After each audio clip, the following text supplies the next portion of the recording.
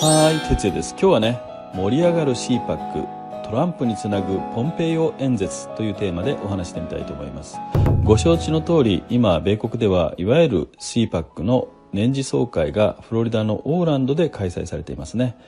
YouTube 等で配信されている、動画を見る限りね、かなり盛り上がっている様子ですよ。現地時間の2月28日、日本時間の3月1日、今日ですよね、がもう最終日になるんですね。この動画をアップする頃にはトランプ前大統領の演説も終わっているだろうと思います。特に今年は今絶賛売り出し中のクリスティ・ノームサウスダコタ州知事や、最近ちょっと味噌をつけたテッド・クルーズ上院議員、あるいは選挙人団の票に異議を申し立てるとね、最初に手を挙げてくれた勇気ある新人ジョシュ・ホーリー上院議員などの大物が、あとトランプ大統領の息子さんですね、ジュニアも登場するということでね、かなり有名な、大物たちが、続々と登壇してるんですね。ですから非常にね、エキサイティングな印象を受けますよ。そして2月27日にはね、ついに、僕がなぜか兄貴として敬愛するマイク・ポンペイオ前国務長官が登壇しましたよ。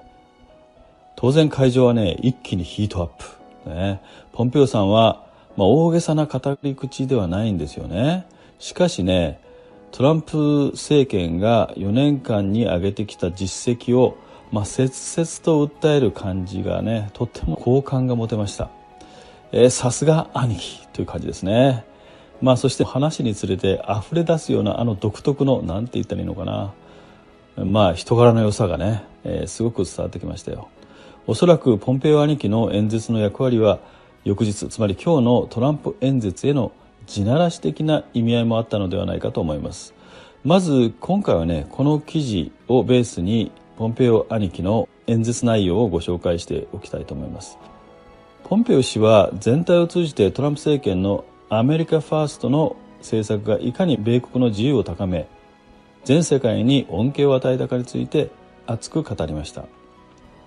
ポンペイオ氏がこの演説で実際に語った言葉をご紹介しましょうかね。まず、イラン中東問題についてです。ポンペイオ氏はこう語りました。私たちは外交のエスタブリッシュメントの視点からイランのアヤトラを制裁することはできない。指導部に流れていく多額のお金を止めることはできない。そんなことをしたら戦争になると言われてきました。しかし、私たちはそれをやりのけました。そして戦争は起きませんでした。私たちはこうも言われました。イスラエルのテルアビブにある米国大使館をエルサレムに移すことなどできないと。そんなことをしたら戦争になると。しかし私たちは移転させました。そして戦争は起きませんでしたとね。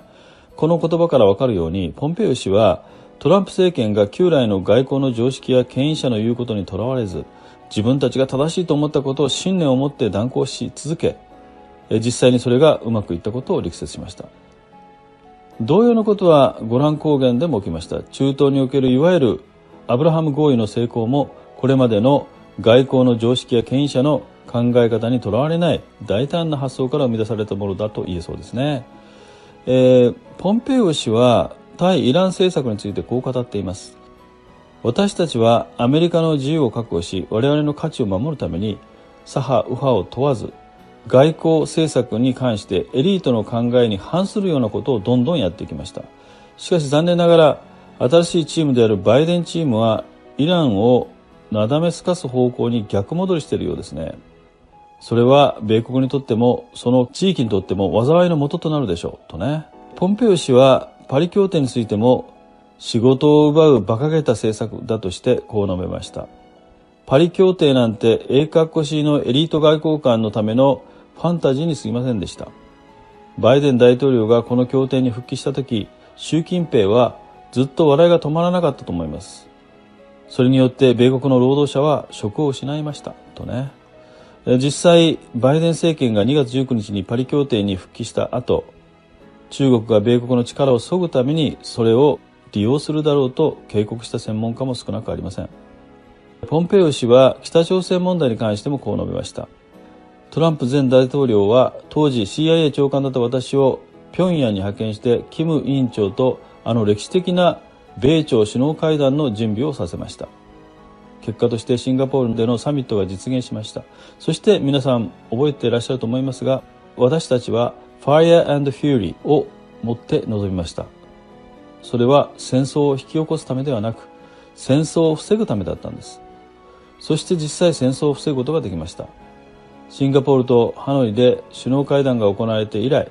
北朝鮮は長距離弾道ミサイルの発射実験も核実験も一切行っていません。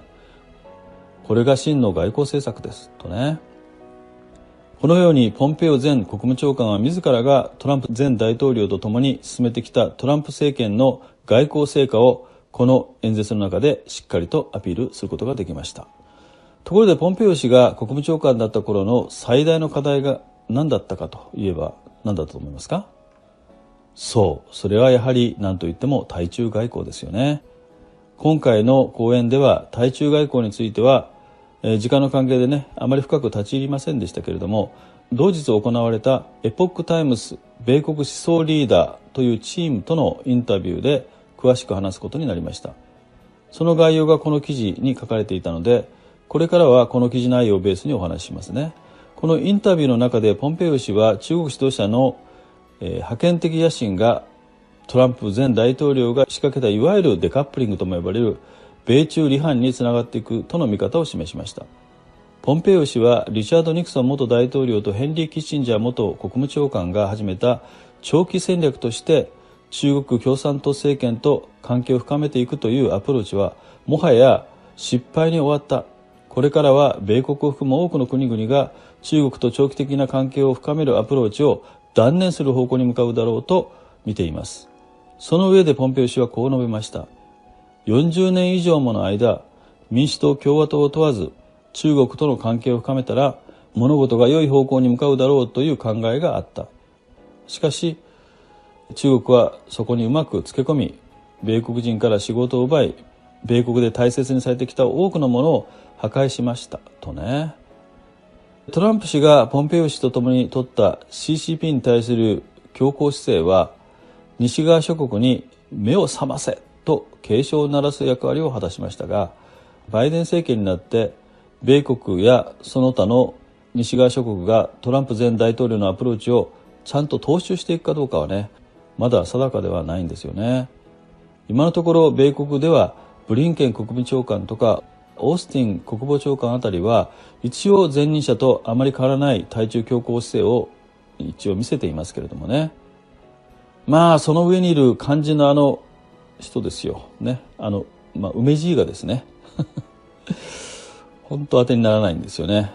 梅爺は中国は米国の最も深刻なライバルだと前置きしながらも、米国と利害が一致するところは互いに協力し合えばいいといわばチェリーピッキング的な姿勢も見せていますからね。こうしたアプローチはともすればね、中国との関係を深めながらの抜き差しならない泥沼にはまっていくというね、ニクソン・キッシンジャー時代から始まった古くて有害なアプローチに立ち戻ることにつながりかねないので注意が必要ですね。そしてそれに加えて聞くところによるとね、親中親韓で知られるスーザン・ライス氏が、この人ね、DS オバマの手先との噂もある人なんですけどね、そのライス氏が国内政策会議の議長としてホワイトハウスに入り込んで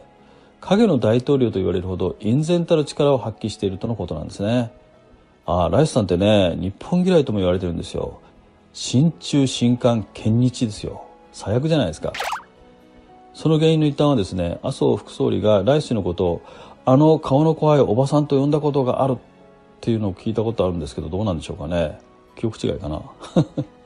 なそれはともかくね、ライスという孫うことなき親中派の実力者がホワイトハウスを内側から指揮しているってことなんですね。おそらく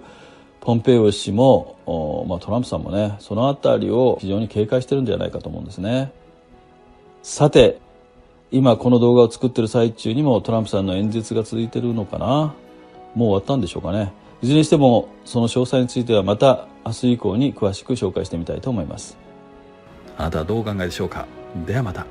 Good luck。 目覚めよ日本人。今回のようなお話に興味のある方はぜひチャンネル登録をよろしくお願いします。